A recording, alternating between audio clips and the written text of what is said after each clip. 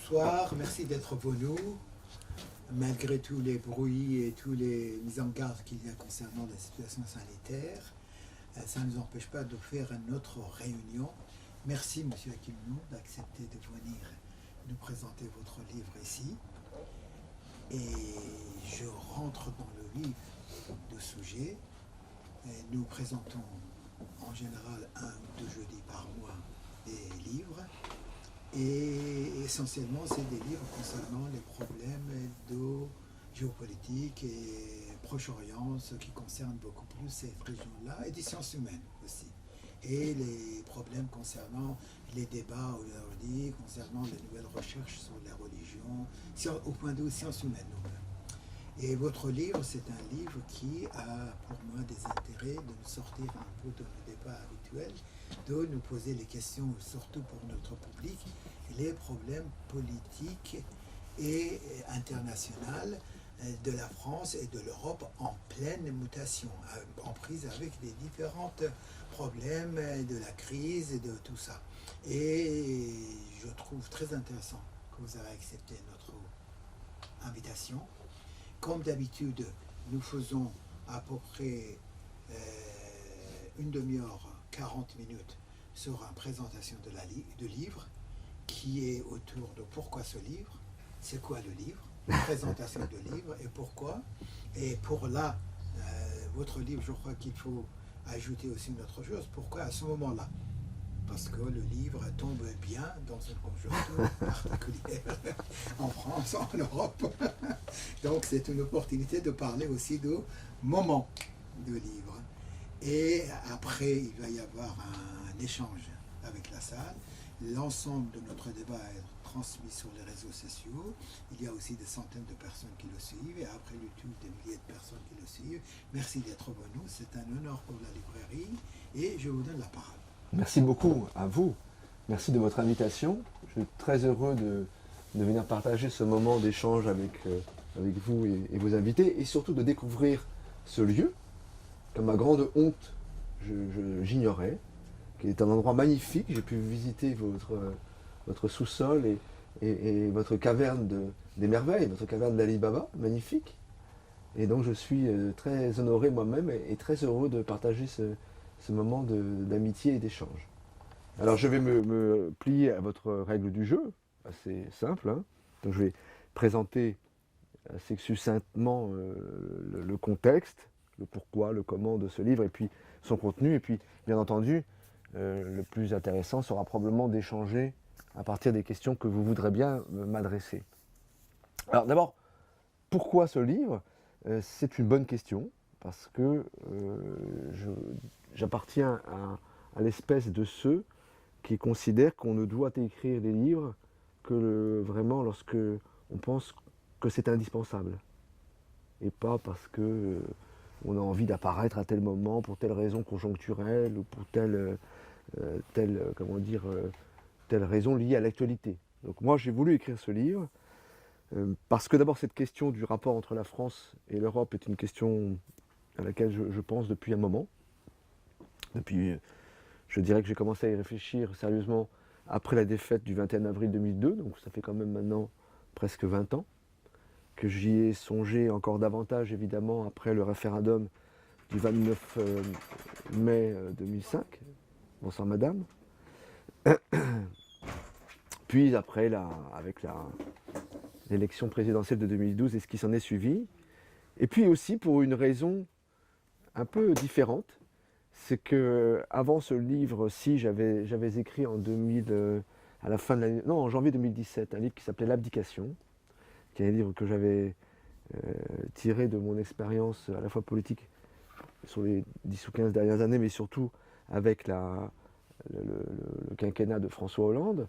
Et je m'étais aperçu à l'époque que même les gens qui avaient lu attentivement mon livre, il y en avait, parce que beaucoup de gens quand même lisent les livres un peu rapidement, même les gens qui l'avaient lu avec bienveillance et intérêt, et même les gens qui l'avaient lu avec affection et amitié pour moi, eh bien, je m'étais aperçu que l'essentiel de ce que j'avais voulu dire n'avait pas été compris. Peut-être était-ce probablement de ma faute, parce que j'avais entrelacé trop le récit, la narration, le portrait, avec l'analyse politique, et donc l'analyse politique était passée un petit peu, je dirais, au second plan pour beaucoup de lecteurs qui s'étaient plutôt attachés à profiter des pages de description de telle ou telle situation ou de tel ou tel personnage. Et donc, comme cette question me tenait à cœur, je me suis dit, il faut que je remette l'ouvrage sur le métier, et que je recommence. Et grâce à l'amitié et à la confiance de mon éditeur, Olivier Nora, qui est le président de Grasset, qui m'a soutenu, qui m'a dit il faut y aller, fonce, je me suis décidé à reprendre le collier et à me remettre à écrire un livre dont je pensais, au moment où je l'ai engagé, au moment où je me suis remis au travail, qu'il me prendrait 1 an peut-être et que je ferais 200 pages ou 250 pages.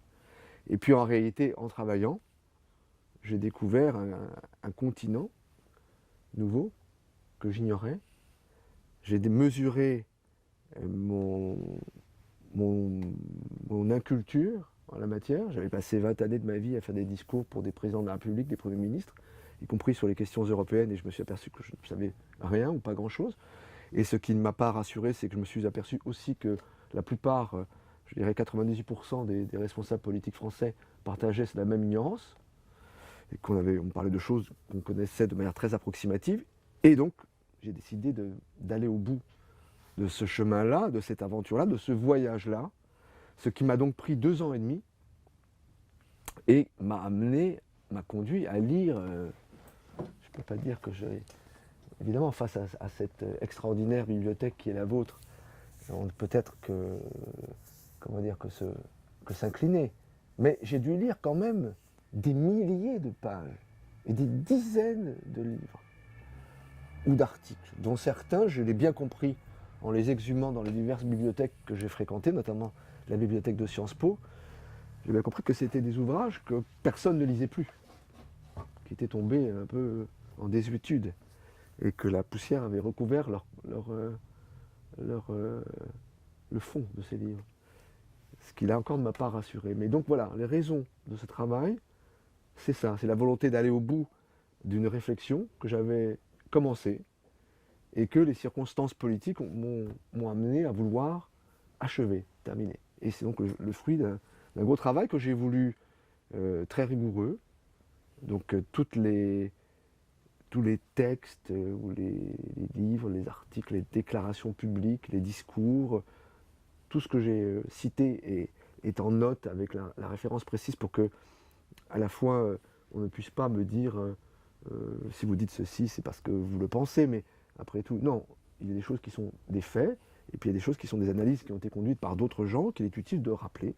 Et puis par ailleurs, parce que c'est, je crois, toujours utile, lorsqu'on lit un livre et que quelque chose, une citation vous intéresse, de pouvoir la retrouver facilement. Moi-même, j'apprécie beaucoup, et à l'inverse, je n'aime pas beaucoup lorsque quelque chose dans un livre m'intéresse, de ne pas pouvoir retrouver la page de l'édition, de l'ouvrage, dans lequel je pourrais me référer pour retrouver l'ensemble de la citation. Donc j'ai tenu à cela, et donc ça a contribué à faire évidemment un livre qui, au final, fait quand même 592 pages.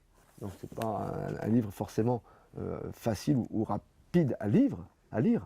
Je l'ai écrit aussi bien que j'ai pu pour le rendre agréable, pour rendre sa lecture agréable, mais enfin c'est un livre sérieux. Alors, voilà pour le contexte. Je ne sais pas si on continue à m'entendre. C'est bon. Voilà pour le contexte. Pour le contenu, pour en parler assez brièvement, parce que je pense quand même que l'essentiel c'est d'en discuter ensemble. Pour le contenu, partons du commencement. Le titre. J'ai choisi ce titre, L'opium des élites, parce que c'est une double référence. C'est un ricochet, comme quand on lance un petit caillou dans l'eau.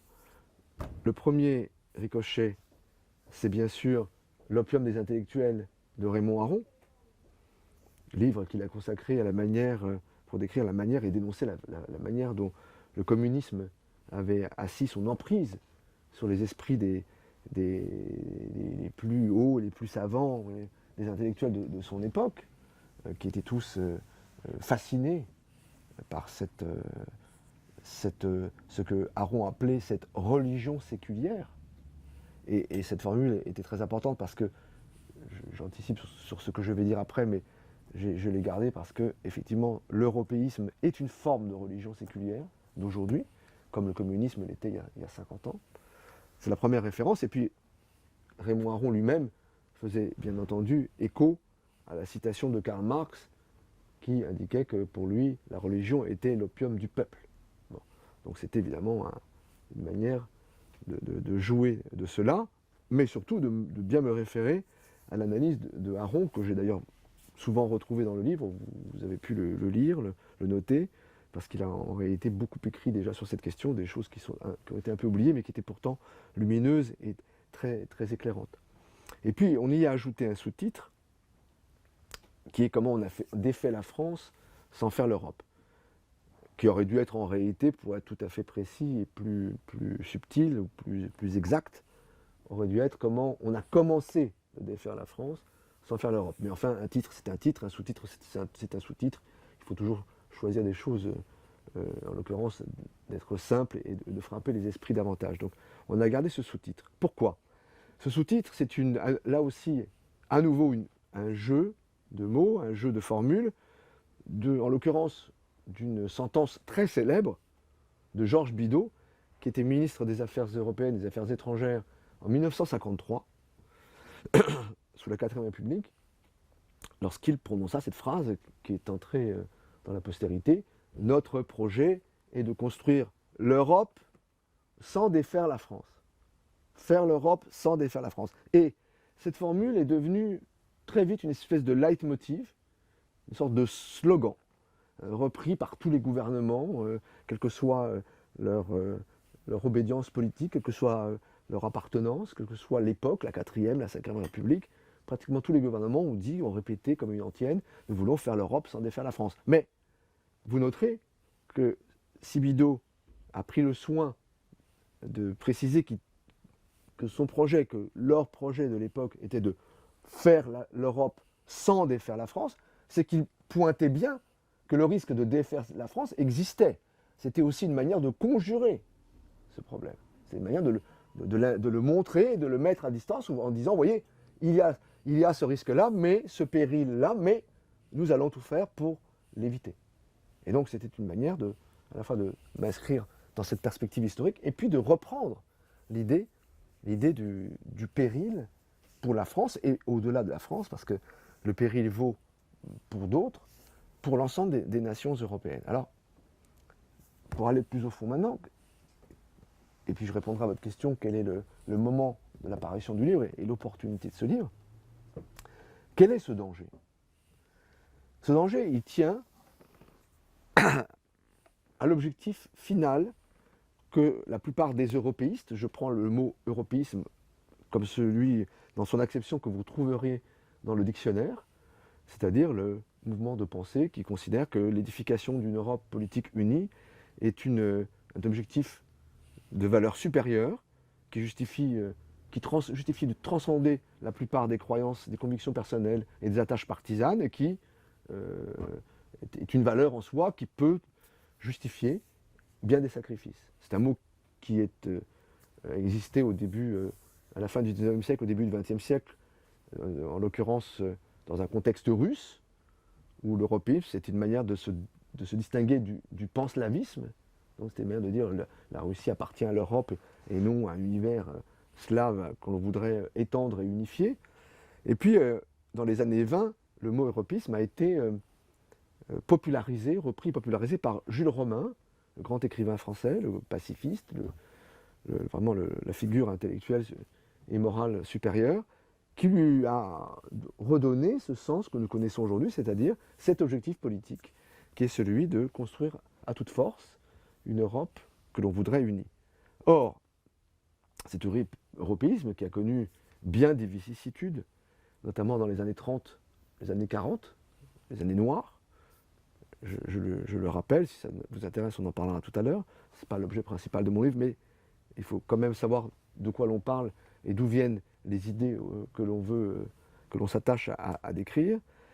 Cet européisme, il prend une forme principale qui est le fédéralisme, c'est-à-dire la volonté de construire à l'échelle d'un continent, en l'occurrence celui de l'Europe, un État-nation, un État semblable, si vous voulez, aux États-Unis d'Amérique. Ces fédéralismes-là, c'était celui, par exemple, de Jean Monnet. Jean Monnet était un fédéraliste assumé. Il a écrit un livre, Les États-Unis d'Europe ont commencé. Il était président du comité français pour les États-Unis d'Europe. Donc, je vais y revenir. Il y a eu une génération, il y a eu un moment où les fédéralistes assumaient leur ambition, leur objectif.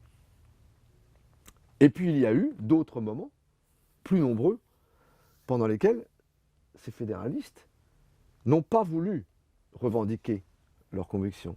Et ils ont cherché à faire avancer leur objectif de manière subreptice, souterraine, en passant sous les radars.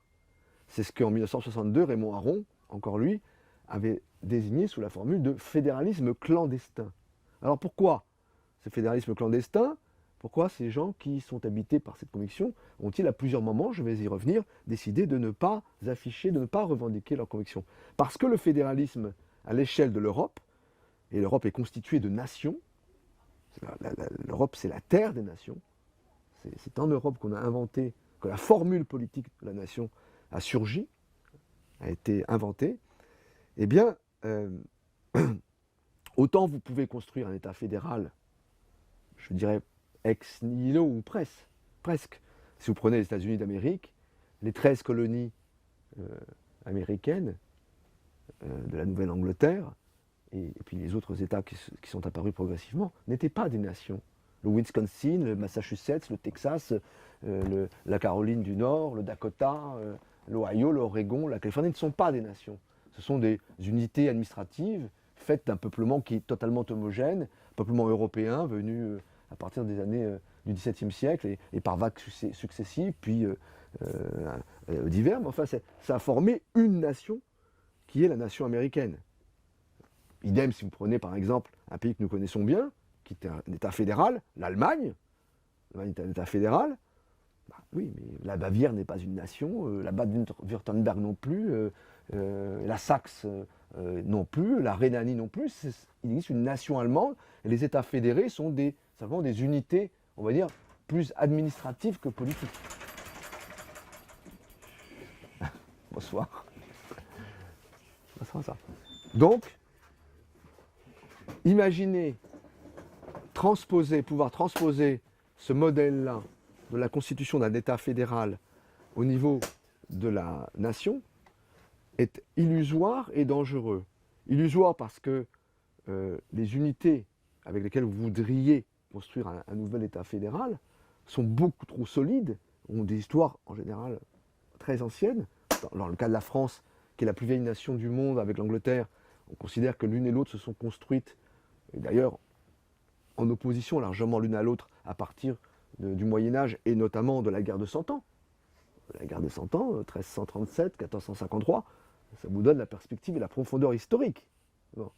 Donc c'est à la fois donc illusoire, enfin dangereux parce que ces unités existent, enfin c'est illusoire, pardon, et le général de Gaulle avait résumé cette situation d'une formule savoureuse en disant on ne peut pas faire d'omelette avec des œufs durs.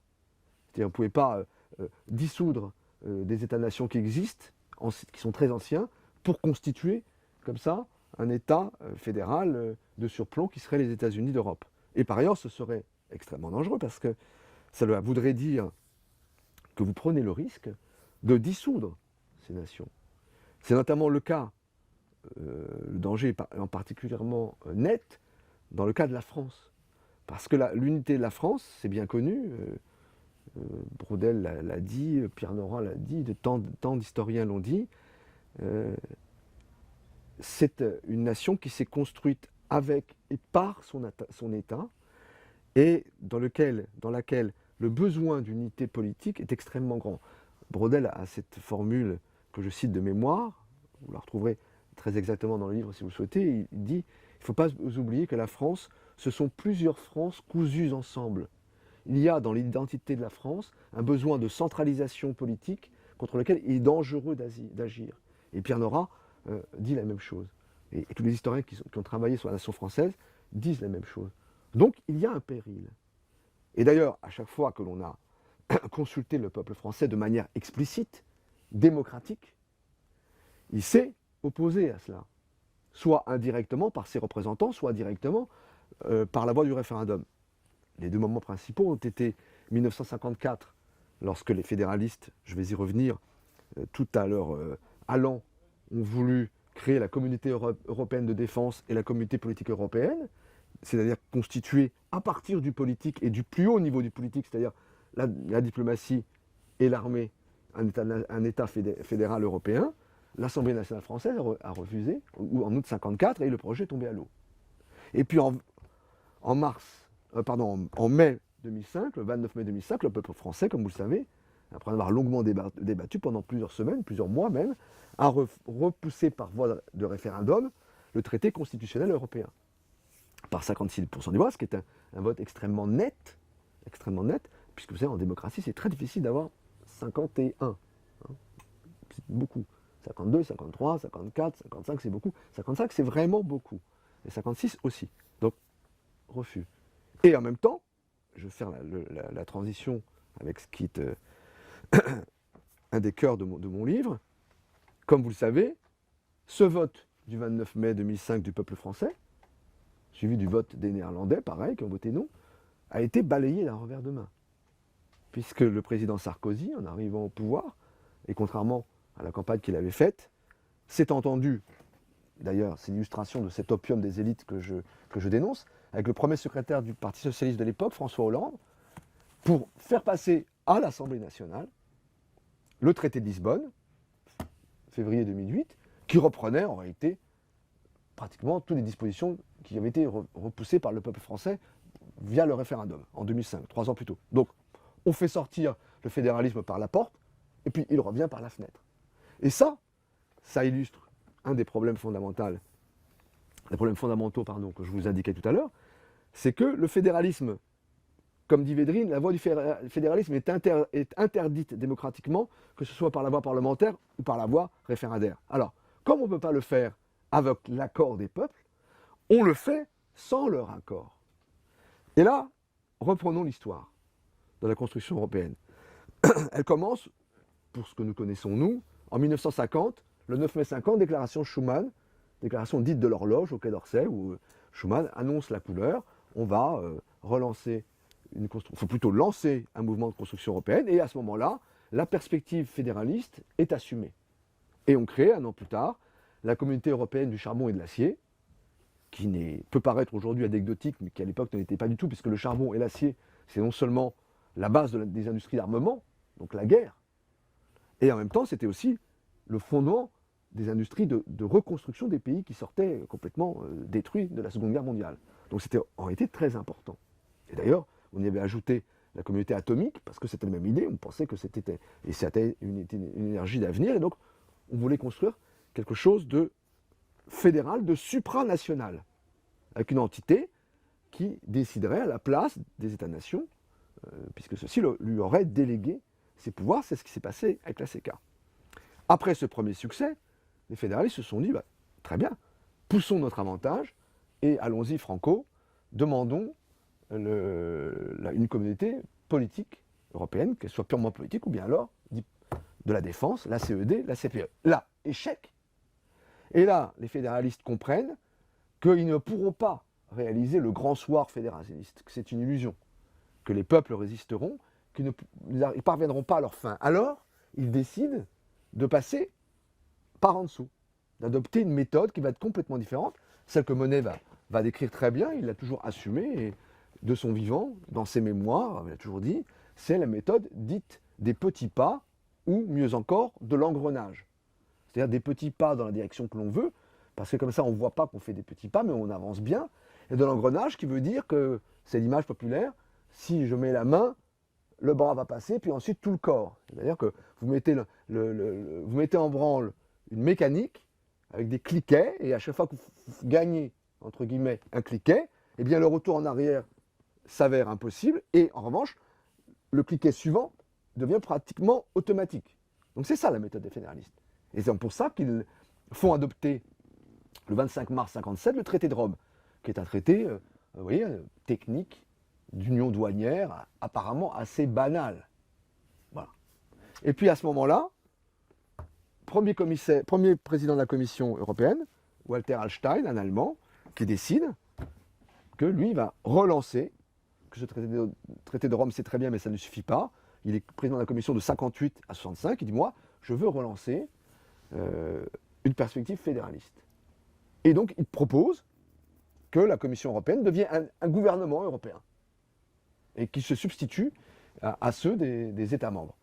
Évidemment, il va se heurter à un personnage historique considérable qui est le général de Gaulle, qui est revenu au pouvoir et qui est président de la République française depuis 1958, et qui décide, lui, que cette perspective-là est inacceptable.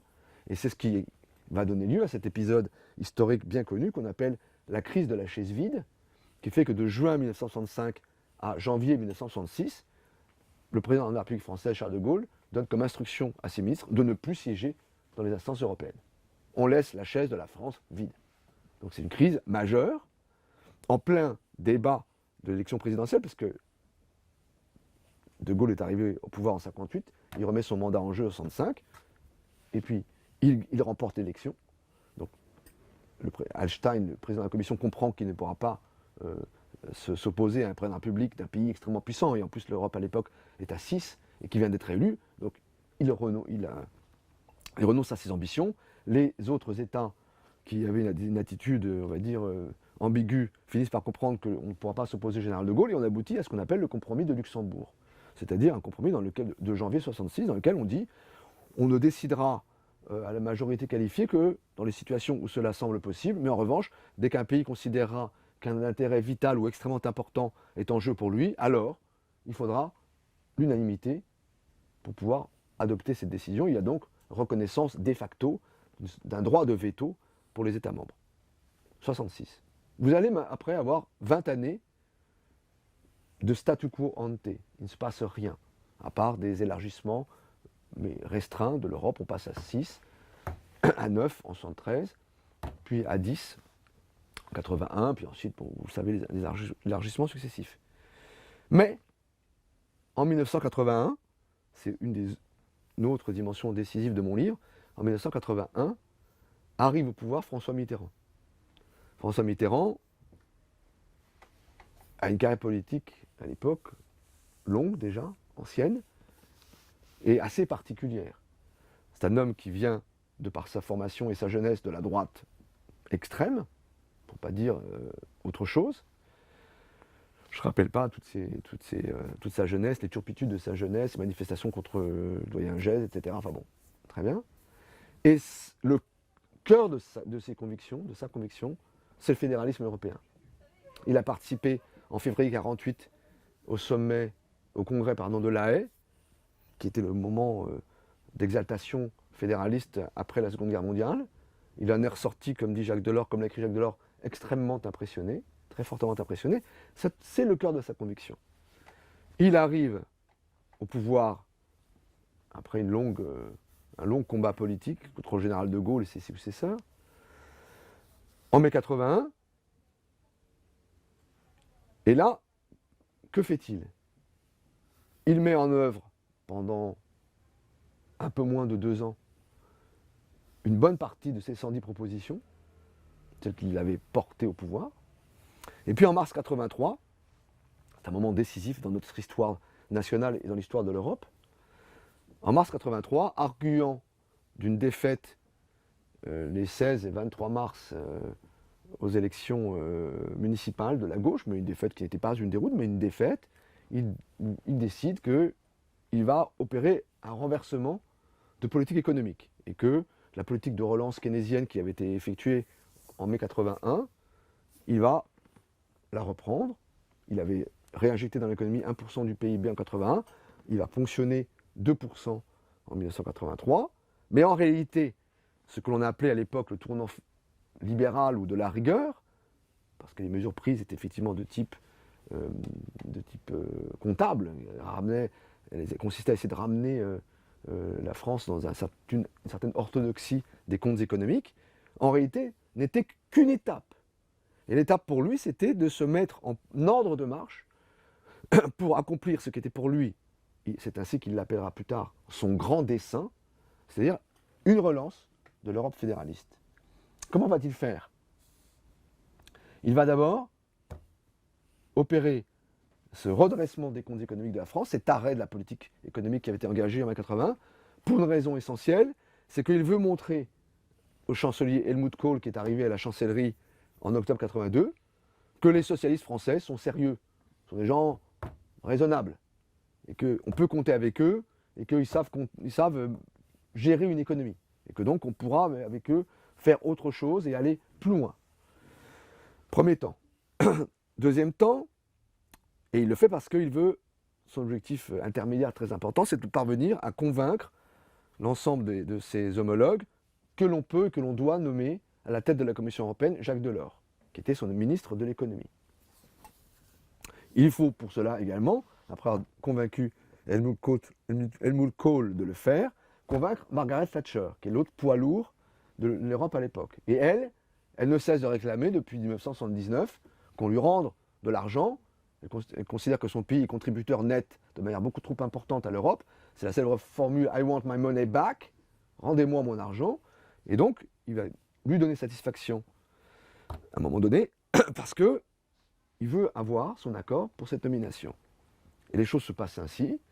Mars 83, le tournant fédéraliste, c'est-à-dire on prépare les conditions pour pouvoir se mettre en route, parce que Mitterrand sait que le calendrier institutionnel, un peu comme aujourd'hui, c'est le cas pour Emmanuel Macron, il sait que le 1er janvier 1984, il va présider la Communauté européenne, comme Emmanuel Macron va présider à partir du 1er janvier prochain l'Union européenne.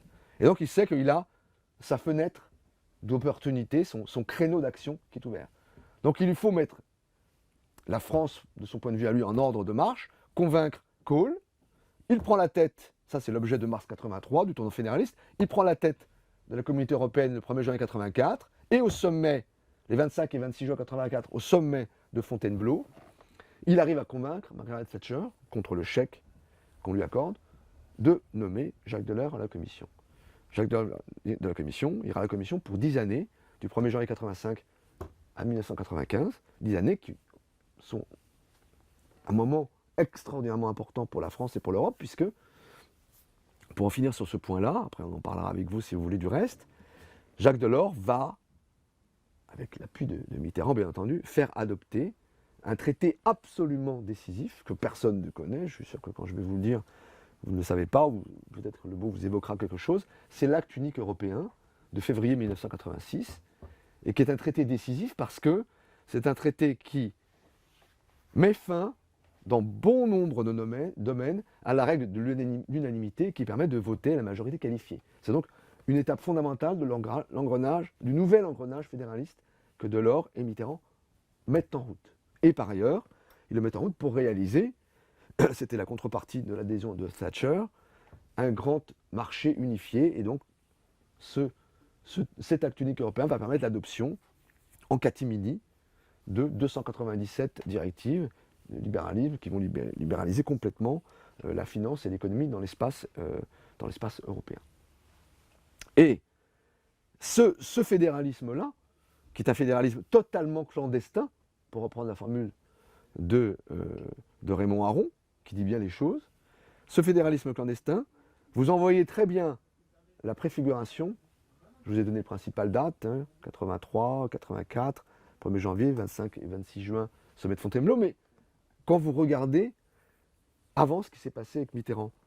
Mitterrand, en 1968, c'est un texte que j'ai retrouvé, qui est, je pense, pratiquement inconnu, publie une double tribune le 29 février et le 1er mars 1968. Deux grandes tribunes sur la stratégie de l'Union de la gauche.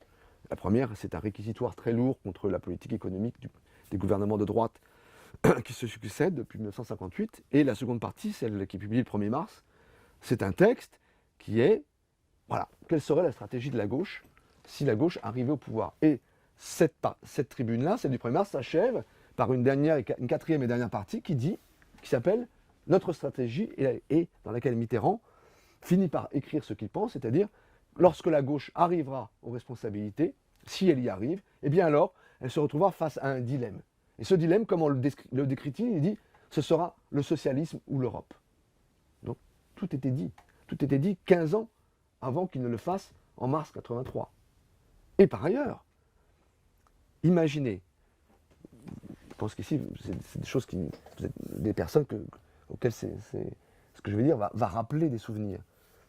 Mitterrand arrive à l'Élysée, vous vous rappelez l'émoi et la liesse considérable que ça provoque, hein. Un président socialiste de gauche, après 23 années de mainmise ou de domination de la droite à la tête de l'État, c'est donc un moment décisif. Et il a 2 nominations décisives à faire, à 2 postes clés de son gouvernement. L'économie et les finances, les affaires étrangères. Qui choisit-il pour ces 2 postes décisifs pour un socialiste, entre guillemets, qui arrive au pouvoir après 23 années? Il choisit pour l'économie et les finances Jacques Delors. Jacques Delors qui n'avait jamais été socialiste, qui était démocrate chrétien, il était membre du MRP en 1945 et 1946, que Mitterrand a obligé d'adhérer, que Mitterrand a demandé à la Fédération de Paris de l'accepter en 1978, ce qu'elle a fini par faire, mais en renaclant. Delors qui fait élire député européen en 1979, et qui donc, lorsqu'il le nomme à Rivoli, puisqu'on disait à l'époque c'était pas Bercy, c'était Rivoli, au ministère de l'économie et des finances, est un député européen. Et on va dire un socialisme plus que light, très très évanescent. Et aux affaires étrangères, au Quai d'Orsay, il nomme Claude Cheysson. Claude Cheysson, c'est encore plus frappant. Claude Cheysson, qui est-ce? C'est un homme qui était commissaire européen, nommé par Georges Pompidou, reconduit par Valéry Giscard d'Estaing. Donc il nomme aux 2 postes clés des hommes dont il sait qu'ils sont des fédéralistes convaincus, sur lesquels il pourra compter le moment venu, et ce moment c'est à partir de mars 83 et de janvier 84, lorsqu'il peut remettre en route sa machine fédéraliste. Alors, il faut bien que je cesse de parler, sinon on ne pourra pas échanger. Ce qui pose un grave problème, vous le comprenez, c'est à la fois pour ce qui me concerne, car on peut parfaitement être fédéraliste en démocratie, toutes les opinions, à partir du moment où elles ne sont pas interdites par la loi, peuvent et donc doivent être défendues. Encore faut-il qu'elles le soient de manière publique, loyale, sincère, honnête, et donc démocratique. Le fédéralisme tel que nous le vivons est un fédéralisme, encore une fois, clandestin. C'est ce que le tribunal constitutionnel de Karlsruhe, la Cour suprême allemande, appelle, elle, non pas le fédéralisme clandestin, mais ça revient même la fédéralisation rampante de l'Europe. Et aujourd'hui, nous arrivons à un moment, et c'est pardonnez-moi, je veux le dire encore une fois, c'est le caractère clandestin de ce fédéralisme, le fait qu'on ne dise pas au peuple, en l'occurrence au peuple français, où on veut l'amener et pourquoi, qui crée ce malaise. Un malaise terrible qu'on voit dans le pays depuis maintenant 40 ans, et qui se traduit notamment par ce symptôme catastrophique qui est la poussée continue du Front National, précisément depuis septembre 83, depuis l'élection municipale de Drôle, pratiquement continue. C'est une des raisons essentielles du malaise, du malheur français, comme dirait Marcel Gauchet, et de la poussée du Front National, c'est ce fédéralisme non assumé, ce fédéralisme clandestin. Et aujourd'hui, nous sommes dans une situation où il va falloir choisir. Il va falloir choisir, comme je l'ai écrit, c'est la dernière phrase de mon livre, ou Charles de Gaulle ou Jean Monnet. Ou l'Europe telle qu'on peut et on doit la construire selon moi, c'est-à-dire une Europe qui respecte les identités des nations, qui respecte les volontés du peuple, qui soit une Europe confédérale, ou bien alors un fédéralisme à nouveau clandestin. Et là, je le dis pourquoi, et je réponds à votre 3e et dernière question, absolument dans l'actualité la plus brûlante, puisque d'une part, comme vous le savez, le président de la République Emmanuel Macron va présider, à compter du 1er janvier prochain, 2022, l'Union européenne, et il est probable, certains, je pense qu'il y avait une conférence de presse aujourd'hui, cet après-midi même, je n'ai pas pu l'écouter, mais j'imagine bien que le président de la République a dû annoncer qu'il avait, comme toujours, des objectifs, c'est toujours des mots, pour pas dire fédéralisme, on dit un pas en avant, de l'ambition, sortir par le haut, vous voyez, du courage, la solidarité, c'est-à-dire tous des mots magnifiques que personne ne peut refuser, mais qui servent surtout à ne pas dire ce que l'on ne veut pas dire. Donc il y a d'abord donc cette tentation qui sera probablement celle du président de la République que de vouloir faire un peu à l'image de Mitterrand une nouvelle étape du fédéralisme clandestin. Et puis, par ailleurs, à un moment donné où, comme vous le savez, le nouveau chancelier allemand Olaf Scholz a construit une coalition, SDP, Parti social-démocrate, Grünen vers FDP, Parti libéral, qui s'est mis d'accord sur un objectif, une ambition fédéraliste très clairement assumée, puisqu'ils annoncent, ils affichent comme objectif un État fédéral européen, einen Europäischen Bundesstaat. Donc ils le disent. Donc cette volonté allemande pourrait rencontrer une volonté française. Alors évidemment, le problème, c'est que nous, plutôt notre chance, me semble-t-il, c'est que bien sûr, nous sommes en élection présidentielle et que nous ne savons pas qui présidera la France le 24 avril prochain. Donc ce sera un des enjeux, un des débats, cette élection, que de se saisir de cette question. Parce que j'en finirai par là, et c'est une nouvelle illustration du fédéralisme clandestin, il faut absolument que la question européenne, c'est une des raisons pour lesquelles j'ai tenu absolument à écrire ce livre, sorte de la case dans laquelle elle se trouve aujourd'hui, qui est la case de la diplomatie secrète. Les décisions se prennent dans le bureau du président, éventuellement avec le ministre des Affaires étrangères qui est celui des Affaires européennes, mais on ne consulte pas le peuple français, sauf quand on est obligé de réviser la Constitution, comme en 92, pour faire disparaître le franc. Bon, là, d'accord, mais sinon, on ne fait pas. Et l'acte unique et tout un tas de décisions extrêmement importantes ont été prises dans le domaine, comme si c'était une décision diplomatique comme une autre. Donc, il faut faire sortir la question européenne, qui n'est plus une affaire étrangère, qui est une affaire interne, de la case diplomatie secrète à la case débat démocratique. Voilà l'enjeu d'aujourd'hui. On est aujourd'hui le quoi? Le 9 décembre. Conférence de presse du président aujourd'hui. Constitution du gouvernement allemand. Je crois même que Scholz doit venir à Paris aujourd'hui ou demain. Je crois qu'il est peut-être arrivé ce soir, j'en sais rien. Bon. Donc c'est ce moment-là. Donc soit le peuple français subit une nouvelle fois les événements et on connaîtra peut-être malheureusement une nouvelle étape de fédéralisme à nouveau clandestin, soit le débat s'ouvre, c'est l'objet d'une réunion telle que celle-ci ce soir, et de manière mûre, adulte, les Français et les autres nations évidemment du continent décideront de leur destin et de leur avenir. C'est le sens de ce livre et c'est le sens de la discussion que je voudrais maintenant ouvrir avec vous. Merci beaucoup. Je vais boire un peu parce que j'ai la voix par ailleurs qui est un peu éraillée. Merci de cette brillante présentation. Encore un fait des intelligences foudroyantes en France. J'ai fait des éléments fantastiques. Mais moi-même, avant de donner la parole à la salle, j'ai deux petites questions. Si j'ai bien compris, les coalitions sociodémocrates allemands. Oui, l'actuelle, oui. Actuelles. C'était à peu près la même chose avec avant aussi. Si on prend les bonnes relations de Schmitt avec la droite française, oui. Ou avant même Brandt, oui. Le fédéralisme allemand, d'une certaine manière, voit son avenir et son présent beaucoup plus vers un fédéralisme européen. Aujourd'hui, ce n'était pas le cas avant.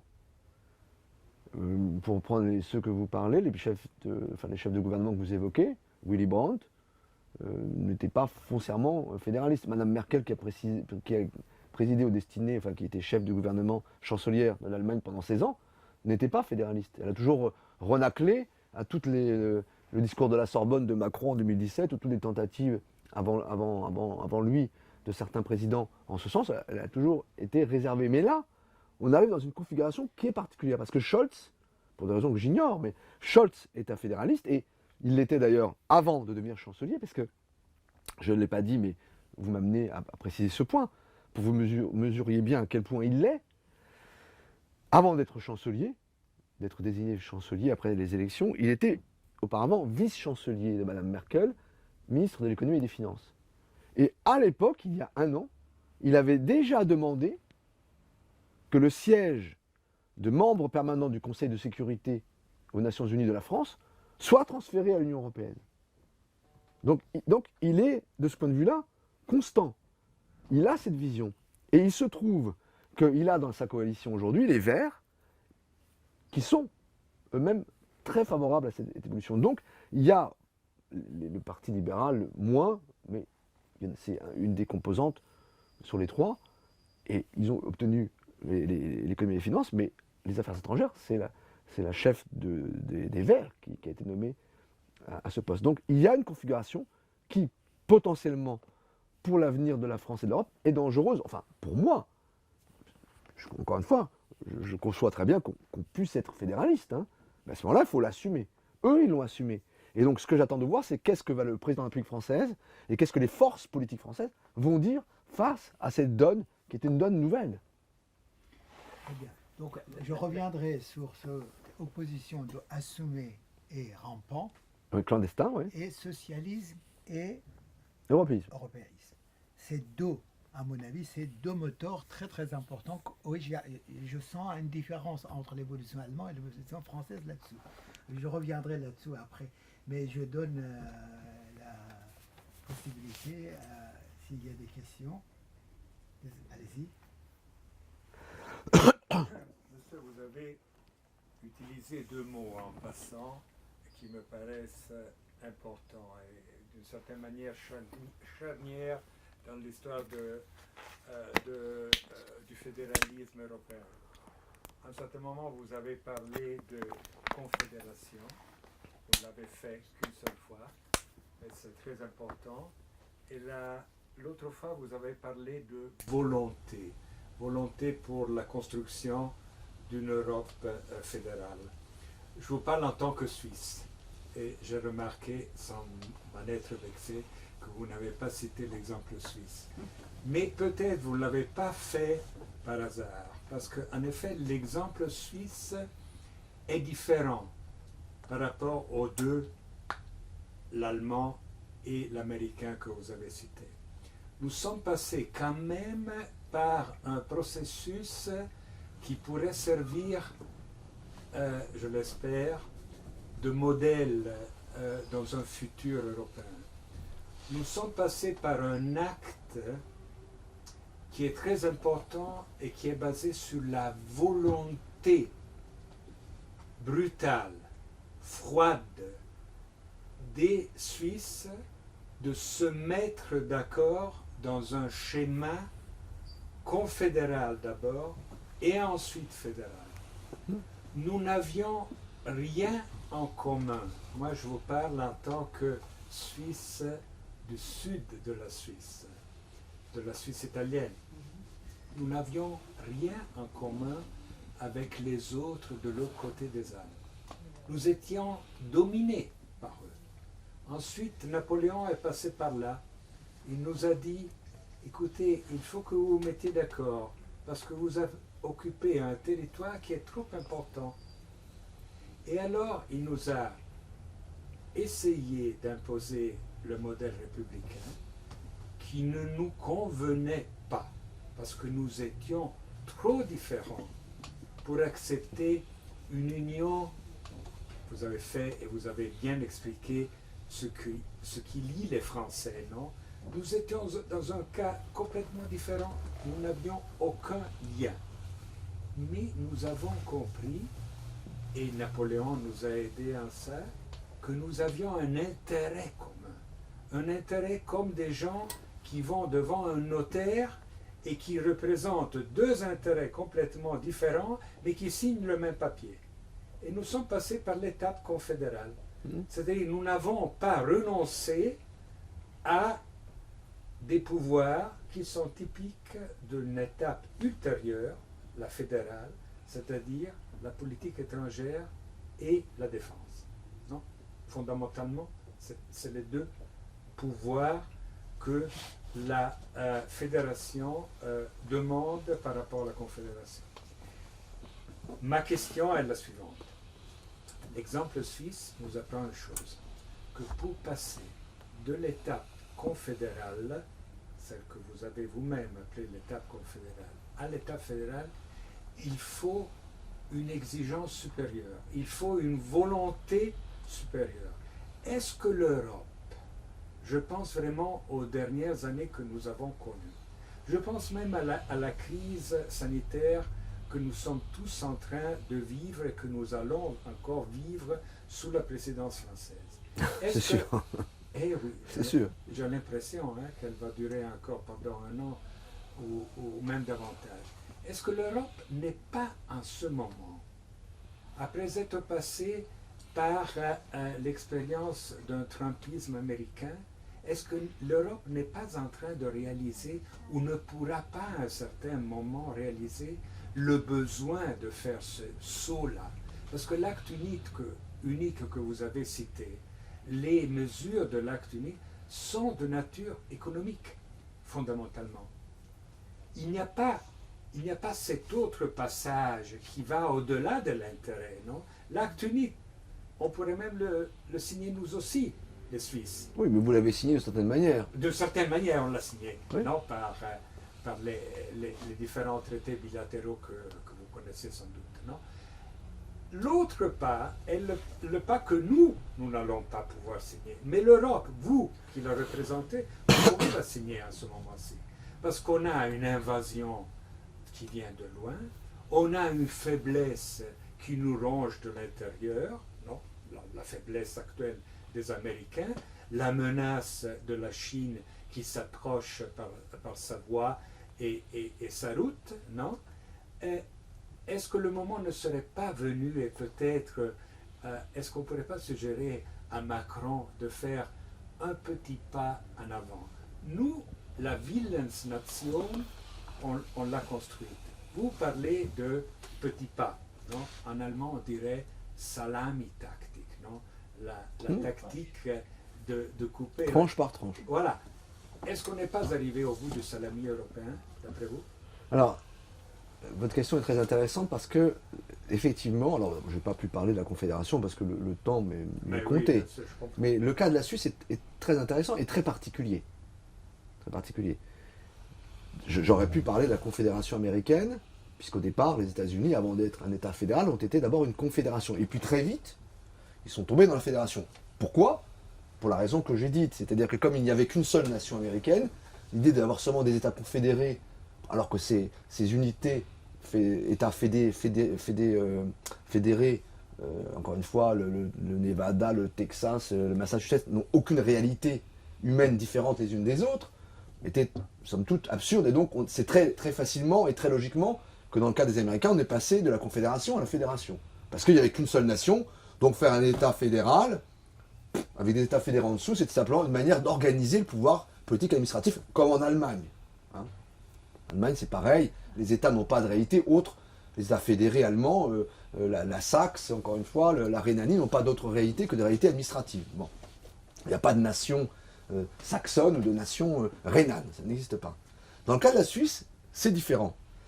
D'abord, dans le cas de la Suisse, il y avait, et vous l'avez dit vous-même, il y a une première réalité qui est une réalité géographique et humaine, mais géographique. C'est-à-dire que c'est un endroit de la Terre qui est quand même petit et qui est cerné de montagnes, et donc il est quand même, on peut comprendre une volonté de se rassembler et de se défendre. Bon. Par ailleurs, la Confédération helvétique, puisqu'elle s'appelle toujours la Confédération helvétique, porte très mal son nom, puisque c'est une fédération. C'est une erreur, absolument. Bon. Mais parce qu'au départ, comme vous l'avez rappelé, là encore, c'était une confédération, puis on a basculé dans la fédération. Pourquoi? Parce que, encore une fois, les cantons suisses, quel que soit... Alors, ce qu'il y a de différent entre la Suisse et les États-Unis, c'est le multilinguisme. C'est-à-dire qu'il y a une Suisse alémanique, une Suisse française, et une Suisse même italienne, le Tessin, etc. Donc bon, il y a des cantons qui n'ont pas la même langue, même s'ils en partagent, ils peuvent parler une langue commune, mais ils n'ont pas tous la même langue, et ils ont une histoire linguistique et historique, culturelle, qui est différente. Absolument. Néanmoins, les cantons suisses, il n'y a aucun des cantons suisses, ni le canton de Vaud, ni le canton de Schwytz, ni de Neuchâtel, aucun de ces cantons n'a jamais été une nation. C'était des cantons, avec une identité, on va dire, linguistique ou historique, peut-être parfois assez forte, mais quand même, dans le fond, proche. Et donc, le processus de rapprochement s'est fait très naturellement. Pour reprendre l'image du général de Gaulle, ce n'était pas des œufs durs. C'était peut-être des œufs mollets, ou des œufs, vous voyez, voilà. Donc on a pu le faire dans le cas de l'Europe des 27 aujourd'hui. L'Allemagne, la France, l'Italie, l'Espagne, la Pologne, je ne sais pas moi, ne sont pas comparables à des cantons suisses. Alors encore moins comparables à des États fédérés américains, mais ne sont pas comparables à ça. Donc est-ce qu'on peut aller vers une confédération? Oui, et c'est d'ailleurs ma proposition, et la proposition de beaucoup d'autres gens. Moi, j'ai découvert notamment en écrivant ce livre que Valéry Giscard d'Estaing, que j'avais à l'esprit comme un, vous voyez, comme un européiste, un fédéraliste un peu béat, pas du tout. Et dans les 10 dernières années de sa vie, alors que c'est quand même un homme qui a œuvré pour son pays et pour l'Europe, était farouchement contre la fédération et favorable à la confédération pour l'Europe. Lui-même le disait. Il disait il faut respecter les identités de nos nations, respecter les compétences régaliennes de nos États, et donc il faut se rassembler sur certains points, mais laisser les autres. Et donc c'est la confédération. Donc c'est la formule que je crois, encore une fois, avec d'autres, juste. Ernest Renan, qui est connu pour avoir, le 11 mars 1882, prononcé cette magnifique conférence ici, à 100 mètres d'ici, sur qu'est-ce qu'une nation. Et il avait également écrit que l'Europe était une confédération d'États qui devait rester souverains, unis par l'idée de civilisation. Ben, je crois qu'il n'y a pas un mot ni à ajouter, ni à retrancher. Rien. Le problème, c'est que il y a certaines personnes qui veulent aller au-delà de ce qui me semble, avec d'autres, je vais dire un peu de manière prétentieuse, avec Ernest Renan, Valéry Giscard d'Estaing ou d'autres, beaucoup trop loin. Et par ailleurs, reste une question décisive. Je l'ai dit en préambule et je l'ai répété. S'il y a des gens qui ont une conviction fédérale chevillée au corps, qui croient mordicus que l'Europe doit devenir un État-nation, un État fédéral sur le type des États-Unis d'Europe, mais ma foi, qu'ils le défendent publiquement, qu'ils aient le courage de monter sur les estrades lors des élections et de le dire. Aux dernières élections européennes en France, il n'y avait que 2 listes qui s'affichaient ouvertement fédéralistes. Elles ont fait d'ailleurs, en score cumulé, 2% des voix. Bon. Donc tous les autres, qui sont en réalité de philosophie, d'inspiration et de tentation fédéraliste, ne le disent pas. Par exemple, j'aimerais bien savoir ce que pense réellement le président de la République, qui fait des grands discours enflammés à la Sorbonne en 2017, toujours la Sorbonne, pour dire je voudrais une Europe qu'on imagine de type fédéral. On va voir ce qu'il leur a dit ce soir, et puis qui, lorsque ça l'arrange, va expliquer qu'il faut rebâtir notre souveraineté nationale en matière industrielle, dans les médicaments, les industries lourdes, etc. Alors, où est-il? Où est le centre de gravité de sa pensée? C'est important, parce que c'est quand même lui qui préside à nos destinées. Donc, et pour les autres, c'est pareil. Je vois des gens écrire, comme Bruno Le Maire, le ministre de l'économie et des finances, qui n'est pas un personnage anecdotique, qui est un homme intelligent, cultivé, avec des fonctions extrêmement importantes. Il a publié il y a 2 ans un ouvrage où il fait l'éloge et il veut promouvoir l'empire européen. C'est-à-dire une forme de fédéralisme un peu abattardi, qui consisterait quand même à créer un centre de politique de décision unique, qui serait évidemment quelque part entre Bruxelles, Berlin et Francfort. Hein. Il ne sera pas à Madrid, il ne sera pas à Rome et il ne sera pas à Riga. Bon. Et qui déciderait à la place, comme dans un empire, à la place des États européens, qu'on laisserait simplement le soin de gérer les petites affaires et de, s'ils veulent continuer à s'exprimer dans leur langue et défendre leur littérature, on leur concédera ça bien volontiers, un peu à l'image des nationalités au XIXe siècle, mais pour ce qui concerne les affaires sérieuses et les affaires politiques, là non. Donc cette tentation, elle existe. Et moi, je suis évidemment contre le fédéralisme et pour la confédération, mais je suis surtout pour la démocratie et contre l'opacité.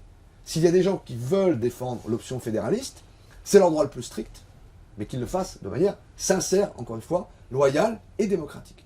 Et qu'ils ne se retranchent pas derrière des procédures administratives, des négociations diplomatiques ou du vocabulaire qui permet toujours de dire de celui qui ne pense pas comme vous qu'il est pour le repli frileux, pour se recroqueviller, patati patata, alors qu'on serait soi-même pour l'ouverture, l'allant, le courage, le saut en avant, etc. C'est ça que, personnellement, je refuse. Et donc, dans ce débat-là, vous aviez raison de le dire, la Confédération helvétique, qui est un État fédéral, offre enfin, comment dire, je ne crois pas que ce soit la solution pour l'ensemble de l'Europe, mais en tout cas, c'est un repère historique très important.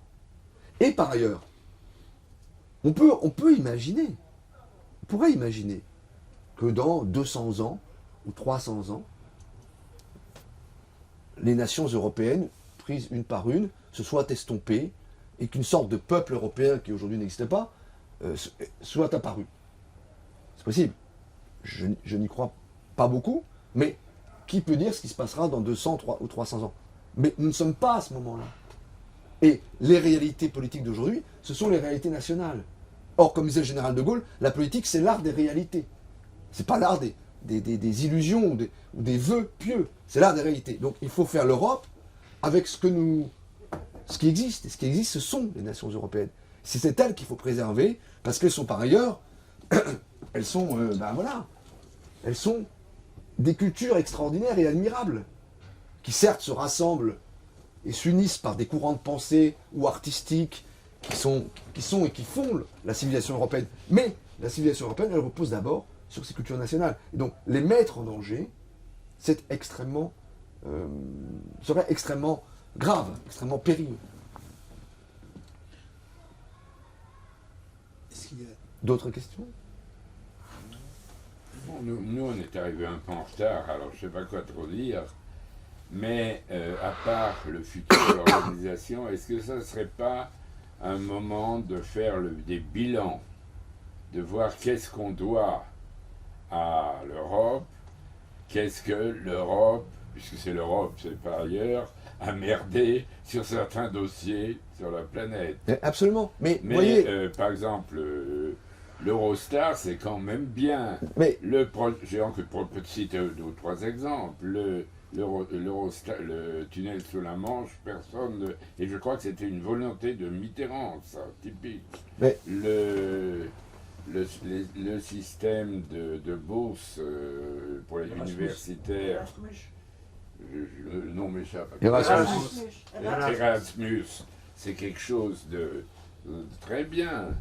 Maintenant, il faut aussi se rendre compte que des choses comme la SNCF, qui avait été construite pour faire la guerre contre l'Allemagne, même après la guerre, même avec encore des wagons infirmiers qui ont duré jusque dans les années 50 pour pouvoir amener des blessés du front, ben maintenant il y a des trains allemands, des trains italiens qui circulent dessus.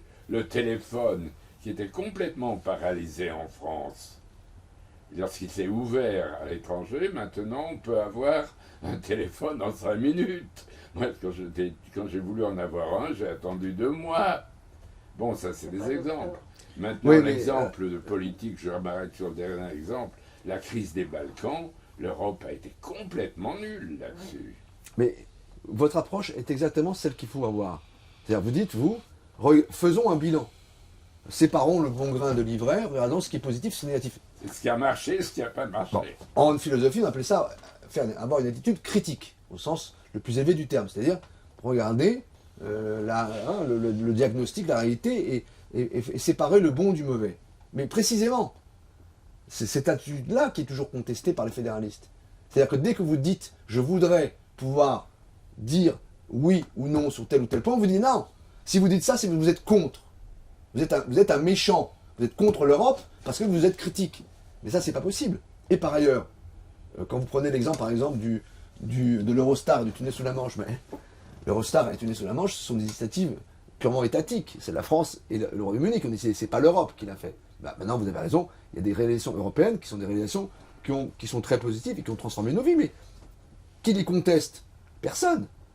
Mais c'est pas la même chose de faire cela et de vous expliquer que dès que vous allez émettre une réserve ou formuler une critique ou demander à ce qu'on vous rende compte de ce qui a été fait dans tel ou tel domaine, alors vous seriez un affreux xénophobe, nationaliste et anti-européen.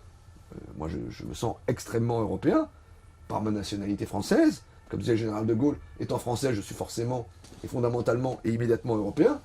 Par mes origines étrangères, espagnoles, donc, je me sens et j'aime beaucoup l'Europe, mais je n'aime pas d'abord qu'on me dise comment penser, qu'on m'interdise d'exercer mon pouvoir, ma raison et mon pouvoir critique, et puis qu'on ait une vision religieuse des choses. Parce que c'est le sens de la critique de Haron, les religions séculières de 62, c'est que l'europisme est une religion séculaire, avec une terre promise qui est l'État fédéral européen, avec un credo, avec des prêtres, un prélat, des excommunications, c'est ça le problème. Hein. Et quand on n'a pas le droit de parler, et pendant très longtemps on n'a pas eu le droit de parler de l'Europe, qu'est-ce que ça fait? Ça fait que l'énergie positive, qui est l'énergie de vouloir comprendre, vouloir critiquer, pour pouvoir séparer, comme vous le disiez ce qui est positif du négatif, eh ben, elle va ailleurs. Et puisqu'on vous dit vous n'avez pas le droit de critiquer, vous finissez par dire, alors, puisque je n'ai pas le droit de critiquer, je vais tout balancer par la fenêtre. Et je vais dire donc non. Et je vais choisir les forces politiques qui me permettent de le faire, qui sont en général des forces politiques extrémistes et qui ne garantissent pas si vous voulez, le bien commun. C'est ça notre problème. Notre problème, et c'est pour ça que ce livre a peut-être un sens, c'est de débattre publiquement, démocratiquement, rationnellement, de manière adulte, d'un problème qui est aujourd'hui majeur. Parce que c'est la troisième partie de mon livre, que j'ai appelé France-Europe, pour bien montrer que le destin de la France et le destin de l'Europe sont si étroitement liés désormais qu'on ne peut plus les séparer. On ne peut plus les séparer. Donc il faut être capable de faire ce travail que vous disiez, d'analyser ce qui doit être conservé, ce qui doit être approfondi, ou à l'inverse, ce qui doit être arrêté, ou rétrocédé. C'est ça, aujourd'hui, la situation que nous avons, c'est celle-là. Je peux encore ajouter juste... vous avez suivi l'invitation de monsieur, que je trouve tout à fait légitime. Vous avez parlé de la moitié pleine du verre. Mais si on parlait de la moitié vide du verre, et on citait par exemple le discours de monsieur Villepin lorsqu'il a essayé aux Nations Unies d'arrêter la folle aventure américaine en Irak. Si on pense à ce que l'Europe aurait pu faire pour empêcher, vous, les Français, d'aller faire ce que vous avez fait en Libye. Et on s'imaginait une Europe qui, dans le premier cas, par exemple, aurait fait taire Tony Blair lorsqu'il s'est inventé des preuves qui n'en étaient pas, qui auraient permis aux Américains d'envahir l'Irak. Vous imaginez pas quelque chose qui serait mieux que ce à quoi on assiste maintenant, c'est-à-dire une Europe qui peut parler en politique étrangère, en puissance militaire, dans un monde qui connaît maintenant justement ces deux forces qui une l'affaiblissent et qui l'autre l'attaque du Nord, d'une manière unique, d'une manière rationnelle, où effectivement les deux autres grands partenaires, pour ne pas parler de M. Poutine, ne sont pas à même de le faire en ce moment-ci. Alors, il y a deux choses. La première, d'abord, je ne crois pas que même si l'Europe avait parlé, comme vous le souhaitez, d'une seule voix, pour reprendre des formules consacrées, je ne crois pas que ça aurait dissuadé les États-Unis de faire ce qu'ils voulaient faire. Ils l'auraient fait de toutes les façons. Bon. Mais ça, mettons-le de côté. Je crois qu'ils étaient engagés de toute manière dans une démarche belliqueuse qui les aurait conduits à intervenir de toutes les façons en Irak. Bon. Et d'ailleurs, le fait que Villepin se soit prononcé ce jour-là au nom de la France, et il l'a dit d'ailleurs lui-même au nom de l'Europe, hein, il l'a dit le jour de son discours, il a dit, c'était pas institutionnellement au nom de l'Europe, mais il le disait quand même. Moi qui suis le représentant d'une vieille nation, d'un vieux continent, etc., je viens vous dire, ce sont ses propres mots. Bon, donc d'une certaine manière, symboliquement, il parlait au nom de l'Europe. Hein. Par ailleurs, les Italiens et les Anglais qui parlaient d'une autre manière. Oui, mais justement, j'en viens à ça. Ce que vous défendez, c'est ce qui est d'ailleurs du fédéralisme. C'est-à-dire, on va faire une seule. C'est du fédéralisme.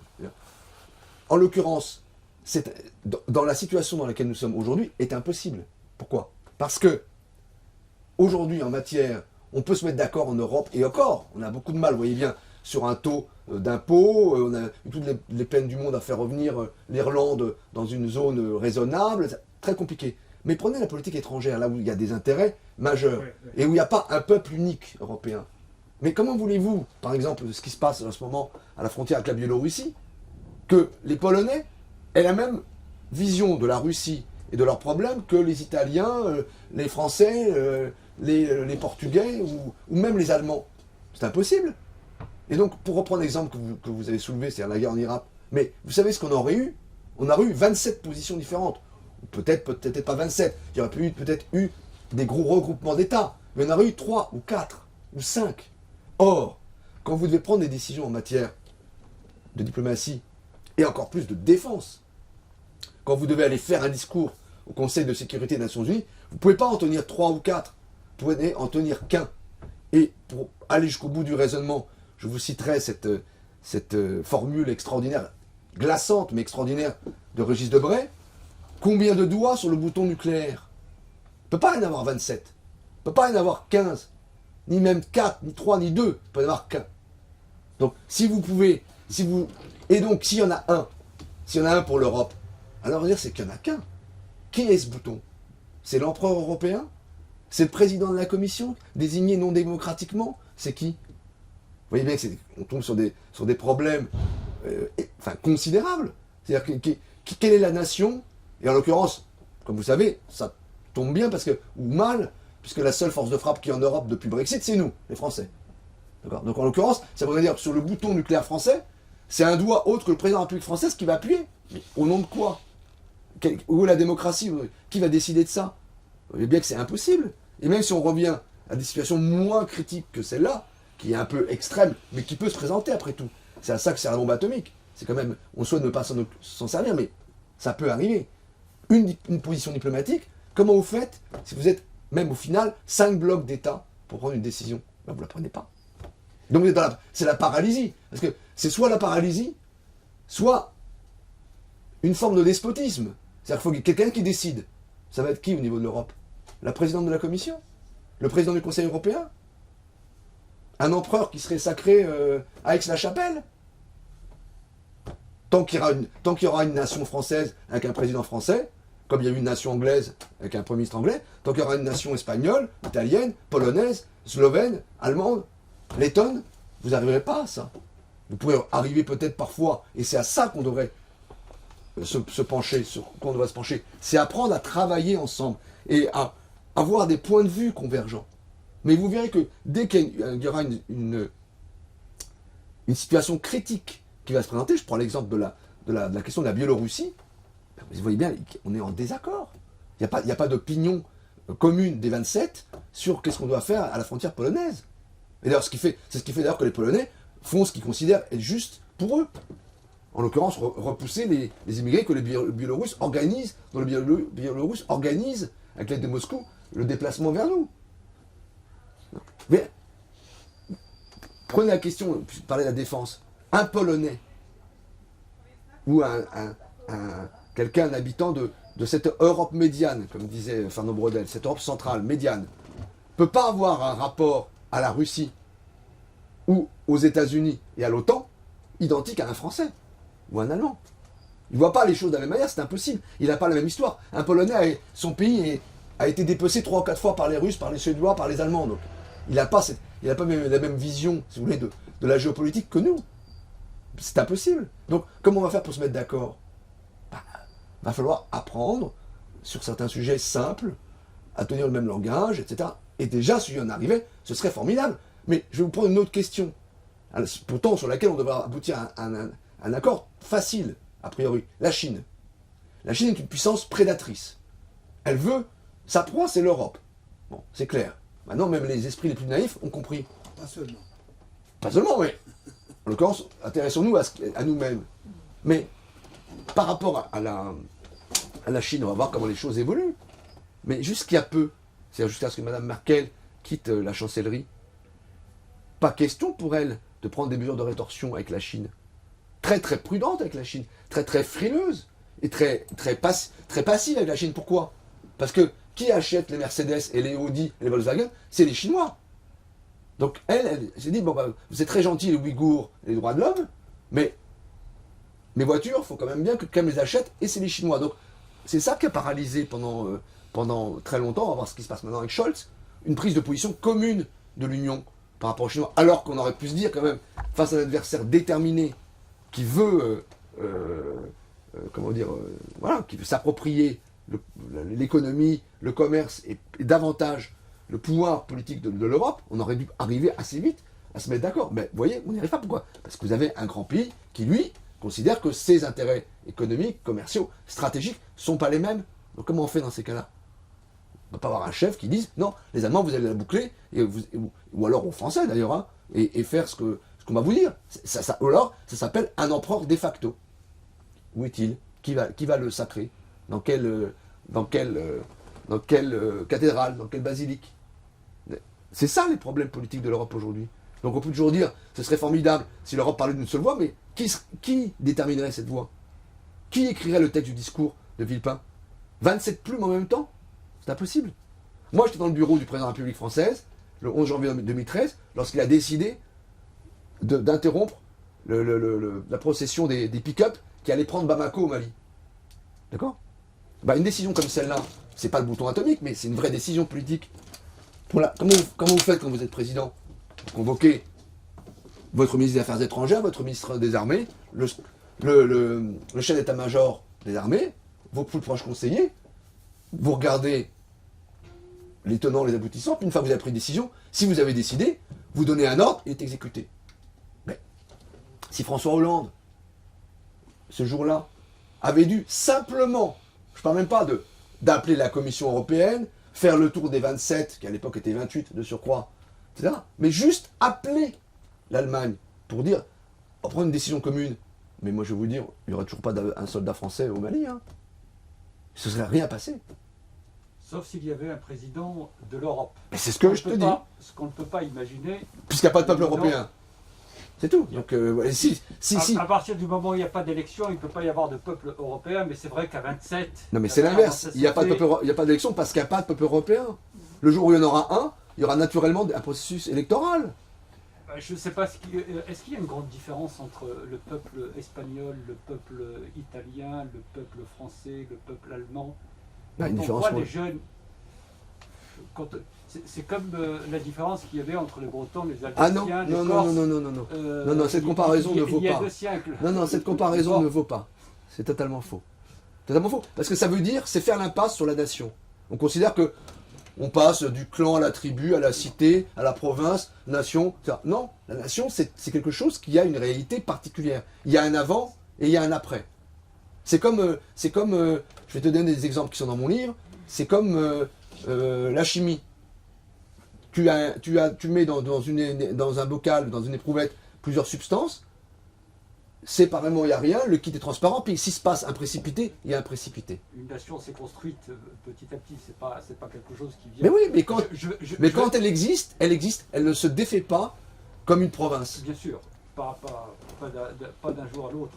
Je ne veux pas polémiquer avec toi là-dessus, je voudrais simplement parler du livre, parce que lorsqu'on t'écoute faire une présentation brillante, presque complète, je voulais dire que le livre, c'est vraiment un livre d'histoire. Il est vraiment documenté avec des faits précis, des choses extrêmement intéressantes et complètes sur le sujet, même si parfois la plume du polémiste se laisse aller, parce que c'est à la fois un livre d'histoire, un essai d'un polémiste.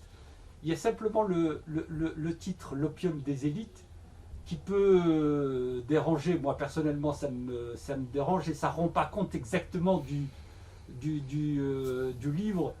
Je verrais plus l'opium des dirigeants que des élites, parce que en ce moment on tape énormément sur les élites. Il y a une espèce comme ça de poujadisme qui monte depuis quelques années contre les élites.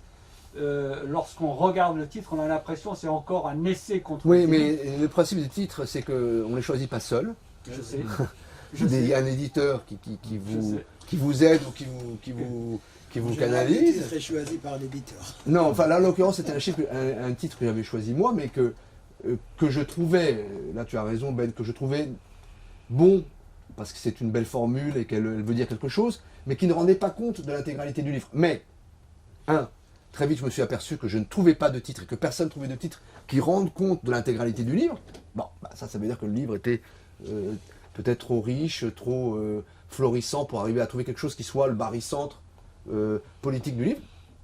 On n'a pas trouvé, et mon éditeur est un grand éditeur qui a une grande expérience, donc il n'a pas trouvé lui-même, et il trouvait ce titre-là excellent, c'est la seconde raison. Donc à un moment donné, je me suis rangé, je suis démocrate. Quand ton éditeur et tous les gens de la maison d'édition te disent c'est vous qui déciderez, puisque encore une fois, même pour un titre, il n'y a qu'une seule personne qui décide. Donc vous déciderez du titre parce que c'est votre livre, mais nous vous disons le titre est très bien, il faut le garder. Bah, tu te dis c'est des gens en lesquels j'ai confiance, donc je le prends. Alors, il est ce qu'il est. Il a l'avantage d'assez bien dire une partie du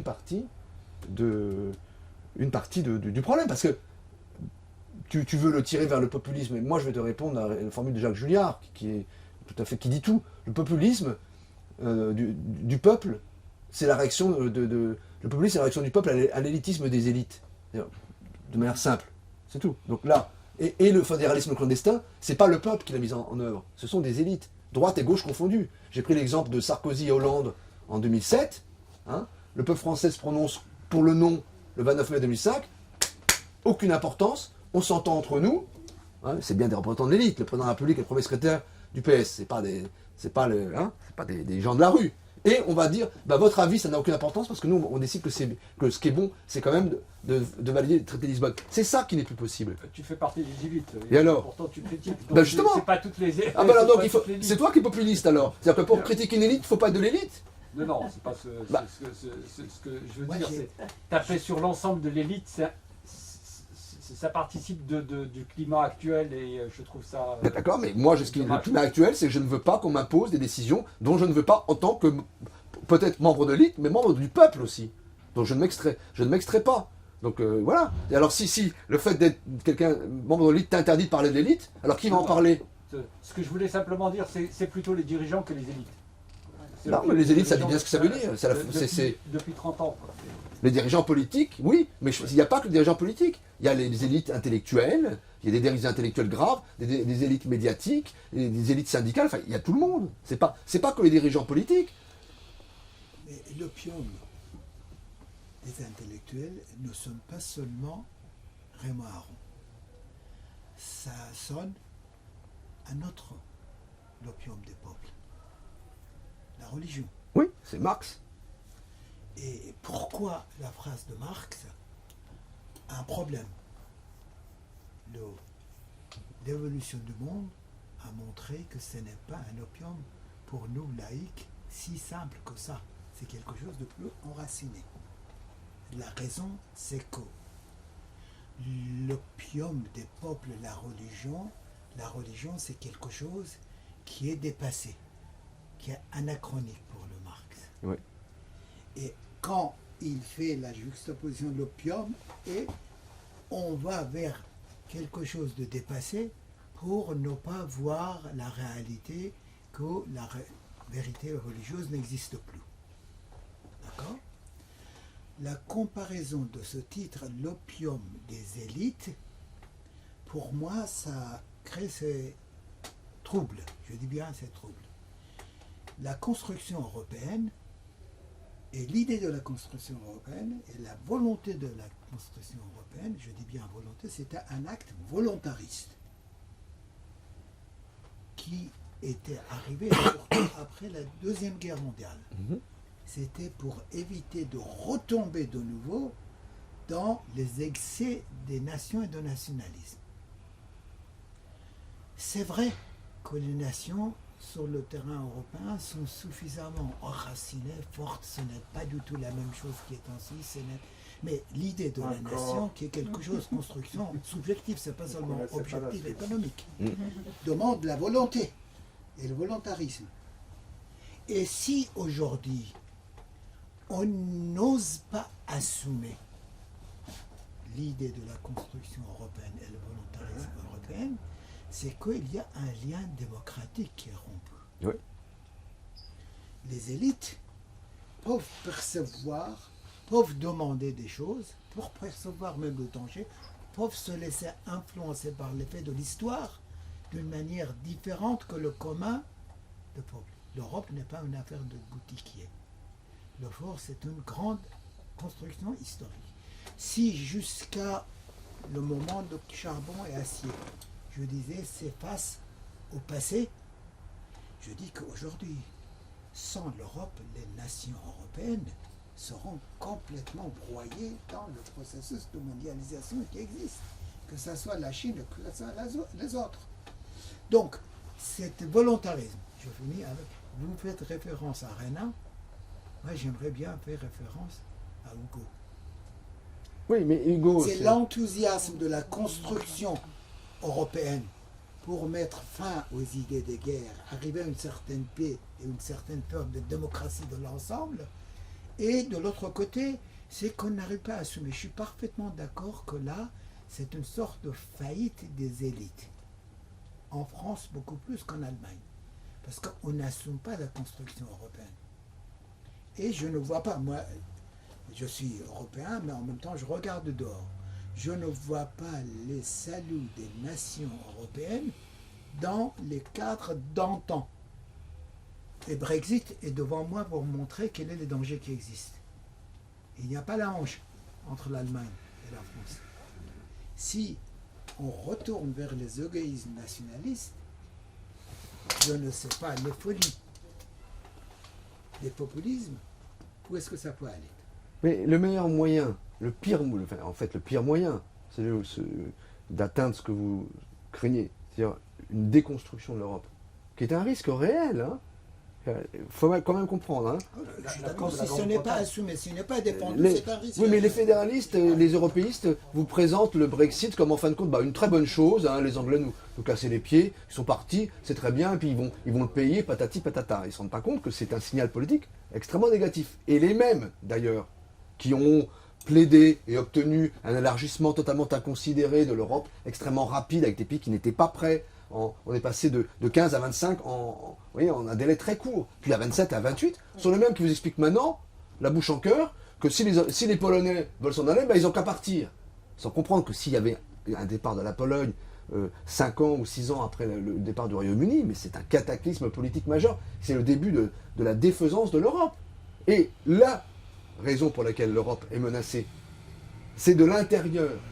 Vous ne pouvez pas continuer une méthode dans laquelle vous disiez à l'instant l'Europe n'est pas l'affaire des boutiquiers. Non, mais vous avez raison, l'Europe c'est l'affaire des peuples. Donc on ne peut pas la faire contre leur avis ou sans leur participation. C'est ça qui n'est plus possible. Vous ne pouvez pas dire je vais faire. C'est seulement l'affaire de l'objectif, c'est une affaire subjective, il faut avoir la volonté. Mais la volonté en démocratie, vous devez la faire partager. Oui. Si vous ne l'avez pas partagée par une majorité, alors c'est pas la volonté, ça s'appelle la dictature. Ça, je suis d'accord. Donc, il faut accepter de faire partager votre volonté. Moi, je vous l'ai dit. Je comprends très bien que monsieur soit fédéraliste, que peut-être vous l'êtes, ou que Ben, ça m'est complètement égal. Je répète, toutes les opinions politiques sont autorisées en démocratie si elles ne sont pas interdites par la loi. Voilà. Donc le racisme est interdit par la loi, la xénophobie est interdite par la loi, le sexisme est interdit par la loi, l'antisémitisme, d'accord. Le fédéralisme n'est pas interdit par la loi.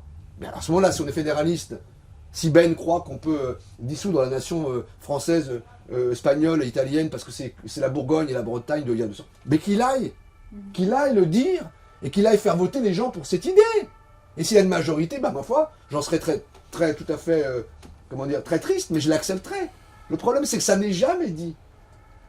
Voilà, ça n'est jamais dit. On dit jamais aux gens, mon objectif c'est celui-là. On vous dit non, mais c'est pour votre bien, vous comprenez pas tout, mais c'est pas grave parce que vous n'êtes pas très intelligent. Alors que ça, c'est le problème des élites d'ailleurs. Alors que nous savons mieux que vous. Et donc nous allons vous dire qu'est-ce qu'il faut faire. C'est ça qui est inacceptable. C'est ça d'ailleurs qui n'est plus accepté. C'est ça qui ne marche plus. On ne peut plus faire comme ça. Sauf si on recommence maintenant. Donc c'est pour ça que je pense qu'il faut être extrêmement attentif. Même ceux qui pourraient être fédéralistes doivent être très attentifs à la manière dont le débat se noue ou ne se noue pas dans les mois qui viennent. Parce que je répète, la fenêtre aujourd'hui d'opportunité qui est celle de Macron et de Scholz est identique à celle qu'avait Mitterrand en 1984, le 1er janvier, quand il a présidé la communauté européenne. Si c'est pour recommencer, pour avoir ensuite les catastrophes qu'on a eues, c'est extrêmement grave, parce qu'on n'en est plus au même point. Et par ailleurs, on est aujourd'hui menacé par des puissances qui, autrefois, à cette époque-là, n'existaient pas. En 1984, la Chine, ça n'existait pas. C'était à la fois une civilisation millénaire, mais en termes de puissance géopolitique, elle n'existait pas. Donc, ça serait une bonne raison pour faire du surplace en ce moment? Non, pas du surplace.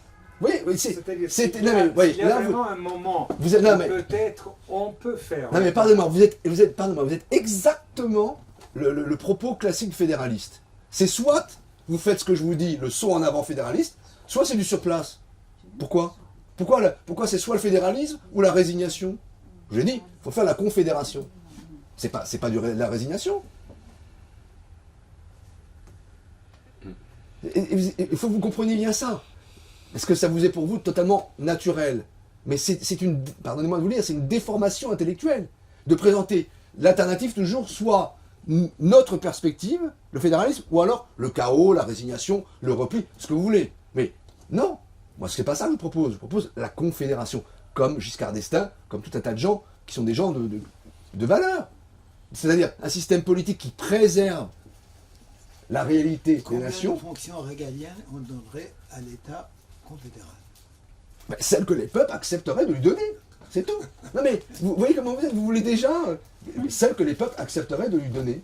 Oui, mais est-ce que le peuple en ce Et en moment, l'occurrence, comme il n'y a pas de peuple en européen- Hongrie, a le droit de s'exprimer. C'est-à-dire, Voilà, le c'est peuple, ça, il ça. ne faut pas s'imaginer que les peuples sont représentés d'une manière Oui. démocratique partout. Alors pour moi, le peuple hongrois en ce moment est derrière une coulisse qui s'appelle Orban.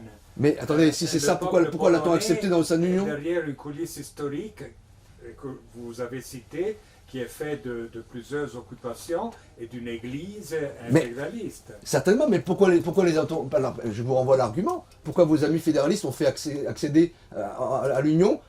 Ben, qui l'a voulu? C'est pas moi qui l'ai voulu. J'ai pas plaidé pour l'élargissement de 15 à 25. Non, non, Ce sont vos amis.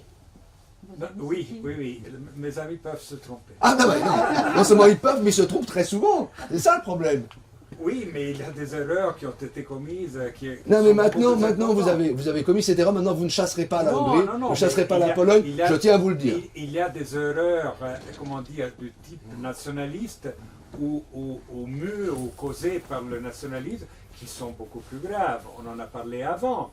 Je crois que l'erreur fondamentale sur laquelle nous vivons et nous souffrons est l'invasion de l'Irak, qui justement se prête à une interprétation de manque de fédéralisme européen, ou c'est-à-dire au moins d'une absence européenne. Mais non, mais pardonnez-moi, je ne peux pas répéter, je vous ai répondu. Je pense que s'il y avait eu un siège pour l'Union européenne le jour où on a discuté de l'invasion de l'Irak, les Américains auraient envahi l'Irak de toute manière. Mais moi je pense en amont. Je pense que Tony Blair n'aurait pas fait ce qu'il a fait, qui était fondamental. Mais Tony Blair, il a un siège au Conseil de sécurité, il dit ce qu'il veut. Oui, il a un siège, mais il n'aurait pas sorti ce qu'il a sorti s'il avait été membre d'une Europe plus forte du point de vue de la politique étrangère. Oui, mais attendez, si vous dites, oui, si ça avait été complètement différent, en fait, si on avait une Europe qui était un État, mais l'Europe n'est pas un État, c'est l'objet de mon propos. Et elle ne peut pas l'être, et elle ne doit pas l'être. Oui, mais là aussi, lorsqu'on a parlé de l'exemple suisse, qui est un tout petit exemple, mais il faut se mettre dans l'idée que lorsqu'ils se sont mis autour de la table et ils ont exprimé une volonté commune, ils étaient dominés par les Autrichiens d'un côté, par les Italiens de l'autre, très centrés sur Et leur par problème. l'ultimatum de Bonaparte. Je veux pas les comparer à l'Europe actuelle, à la France, à l'Espagne, à l'Italie. Mais ils étaient très... Oui, mais- Il faut trouver le moment Mais- opportun pour exprimer une Oui, mais, volonté cher monsieur, réelle. vous ne voulez pas les comparer, mais c'est ce que vous faites néanmoins, en prenant cet exemple. Vous ne voulez pas le faire, vous le faites quand même. Donc, je répète, vous ne pouvez pas comparer le canton de Vaud et le canton de Schwyz avec l'Allemagne et la France, et je suis désolé, je le redis à Ben, on ne peut pas comparer le Portugal et la Pologne avec la Bourgogne et la Bretagne. Donc, ce n'est pas vrai. On peut toujours le penser parce qu'on le souhaiterait, dans un monde idéal, mais ça n'existe pas. Donc, vous ne ferez pas avec les 27 nations européennes, ni ce qu'ont fait les États-Unis d'Amérique, ni ce qu'ont fait les Suisses. Donc il faut quand même le comprendre. Et une fois qu'on a compris ça, il faut trouver la voie européenne. Et la voie européenne, ce ne sera ni la voie américaine, ni la voie suisse. C'est tout. Après, vous pouvez toujours redire, oui, mais ils ont voulu. Mais encore une fois, le produit de départ n'était pas une nation, n'était pas des nations. Je vous répète, Charles de Gaulle, on ne fait pas une omelette avec des œufs durs. Je ne peux pas vous dire de plus. Hein. Allez-y, ça serait... Parce qu'après, moi, il faut que je parte. Hein. Il est déjà tard. question. Oui, moi j'ai une Les dames question. n'ont pas posé de question. Ah, les dames sont parfaites. J'ai une question à vous poser qui est d'une part naïve et peut-être hors sujet. Vous parlez comme un excellent chercheur. Je ne suis pas, hein. Bah, en tous les cas, votre Le- travail. le livre, il est vraiment C'est un travail de chercheur. de chercheur amateur. Documenté. Amateur. Peut-être, Documenté. c'est votre modestie, mais évidemment, il est excellent. Mais vous parlez beaucoup de démocratie. Moi, il y a quelque chose qui m'interpelle sur deux plans. La première, est-ce qu'on peut être démocrate quand on a faim? Ben, je vous réponds tout de suite ou vous posez votre question après? Je vais poser la deuxième question. Ah. Pourquoi il faudrait, par rapport au conseil dont vous parlez, que ce soit par rapport à l'Irak ou ailleurs, pourquoi il faut un représentant européen? Si les pays européens bénéficient d'un bien commun, la possibilité leur est donnée par les pays fondateurs pour construire l'Union européenne.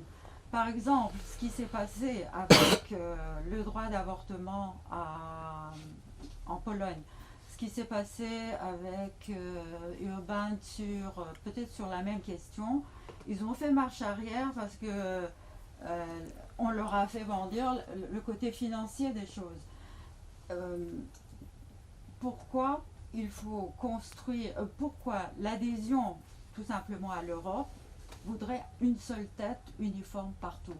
Parce qu'il y a des moyens d'agir autrement, et le moyen économique pour moi est le plus évident, parce que tout le monde a besoin d'argent.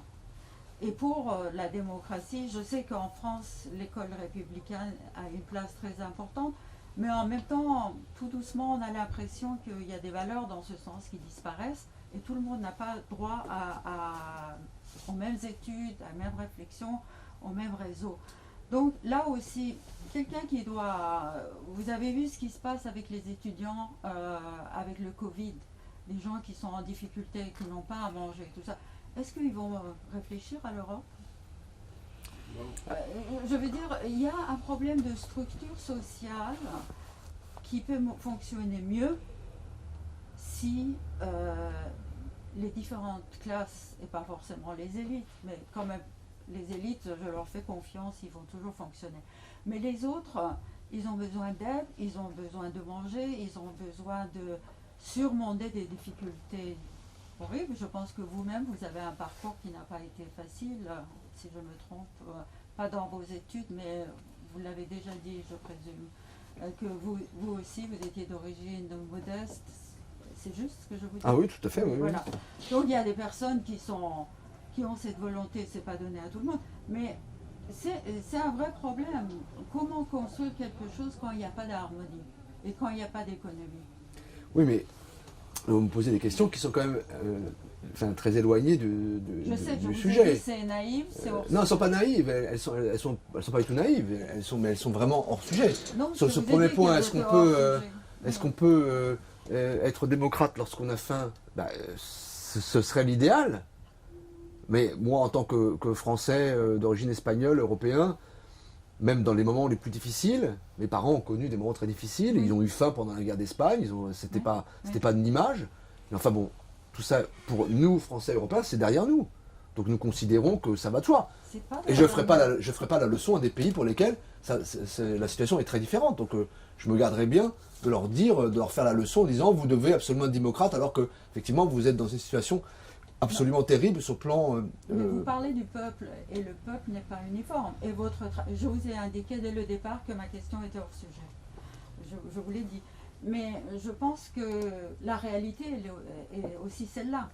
Je veux dire, on peut réfléchir mieux quand on a un peu moins faim, quand on a accès aux certain, mais vous avez raison, mais dans un pays comme la France, même s'il y a des très graves difficultés sociales, des très grandes inégalités, tout ce que vous voulez, on ne peut pas dire que la France ne soit pas une démocratie. Si, c'est une démocratie, bon. Mais dès que vous dès que vous écoutez la radio ou la télévision, que ça soit dans l'environnement, que ça soit, je ne sais pas, dans N questions, le mot-clé, c'est les inégalités sociales qui pèsent énormément. Actuellement, en tous les cas, c'est le cas. Ça n'a rien à voir avec la démocratie, mais je ne pense pas que quelqu'un qui soit en difficulté puisse penser à l'Europe sereinement. Ah ben, je suis bien d'accord avec vous, mais ça, oui, mais Ça ne veut pas dire qu'il ne faut pas réfléchir. je ne peux pas faire autre chose que partager votre constat, mais j'ai pas de solution immédiate. Et puis c'est pas en l'occurrence, c'était vraiment pas l'objet de mon livre que de parler de ça. Moi déjà, ce qui m'importe, c'est d'insister sur le fait que ces évolutions ne peuvent pas se faire de manière anti ou adémocratique, comme elles sont faites trop souvent. Elles doivent être validées par la loi de la majorité. Sinon, ça n'est plus possible. Juste rebondir une minute, c'est peut-être un peu provocant sur la démocratie. Mais j'aurais envie, comme pour l'Europe, qu'on ait des mesures de la démocratie. Et moi, je vois comme mesure le nombre de... Et c'est des choses qui sont partagées par l'Europe. Le nombre de gens qui sont ou qui ne sont pas en prison, la liberté de la presse, Oui. l'indépendance locale des gens, et puis de ce côté, ça c'est la mesure de la liberté, et d'autre part, aux mesures du pouvoir, c'est plus uniquement les États. Amazon, Google, ça représente un pouvoir, et donc on a ces deux choses, des pouvoirs internationaux, des moyens de contestation internationaux qui sont tolérés et qui fonctionnent en Europe. C'est ces deux choses-là qui font marcher. On peut changer les règles d'élection en France, en Belgique ou ailleurs. C'est plus ça le problème. Moi, je crois que c'est passé, je le dis d'une manière un peu provocante, mais c'est passéiste. Non, enfin, bon, alors là, on s'éloigne toujours beaucoup de mon truc. Je suis moins pessimiste que vous. Je ne suis pas... je suis pas naïf sur les. Mais c'est peut-être pas je suis pas naïf sur les puissances d'argent, les puissances technologiques ou aujourd'hui le poids des réseaux sociaux. Je crois néanmoins que, en tout cas dans un pays comme la France, qui est un pays profondément politique, la démocratie et les élections, cela veut dire quelque chose. Et d'ailleurs, je suis absolument convaincu que on peut tout à fait avoir des surprises dans 4 mois. Oui. Et que les choses qui nous étaient présentées comme absolument inéluctables ne le sont pas du tout. D'ailleurs, on commence à voir les mouvements tectoniques se déclencher. Parce que le peuple politique le peuple français est un peuple politique qui n'aime pas qu'on lui dise comment il doit voter et comment les choses doivent se passer. Donc moi, je serais plutôt, comment dire, encore une fois, sans aucune naïveté par rapport aux intérêts, aux lobbies, aux puissances de l'argent ou aux puissances des réseaux sociaux aujourd'hui, je pense qu'on peut quand même affirmer. Mais il y a aussi des contre-pouvoirs. Oui, bien sûr. Écoutez, qui sont typiques de l'Europe. Nous en sommes un ici. Ça n'existe pas tellement dans d'autres parties. Cette librairie est un contre-pouvoir, cette discussion en est un, et je suis sûr qu'à l'heure où on se parle, il y a des centaines d'endroits en France où des opérations de la même sorte se produisent. Ou en Suisse. Les Suisses, parce qu'on va quand même dire un mot des Suisses, avant que je parte. Les Suisses, c'est quand même des coquins. Parce qu'ils ne posent pas leur candidature d'adhésion à l'Union européenne, alors que les Suisses, normalement, devraient être dans l'Union. Oui. Parce que là, je vous envoie un caillou dans votre champ. Mais ils préfèrent faire des accords. Membre du mouvement suisse pour l'Europe. Oui, mais justement, donc vous savez que j'ai raison. Parce que les Suisses, ils devraient être dans l'Union européenne, la logique. Ils n'y sont pas parce qu'ils ont des accords qui leur permettent de faire exactement ce qu'ils veulent quand ça les arrange, sans avoir les problèmes de la réglementation bruxelloise et du poids. J'ai raison ou pas? Oui, mais je me bats justement pour... Ah oui, je sais bien. Mais je sais bien que vous battez pour ça. Mais je me permets de vous lancer un petit caillou parce que comme vous avez lancé plein dans mon pré, je vous en lance un à vous parce qu'il est l'heure que je parte. Bien. Merci de toute manière. Merci à vous. Merci.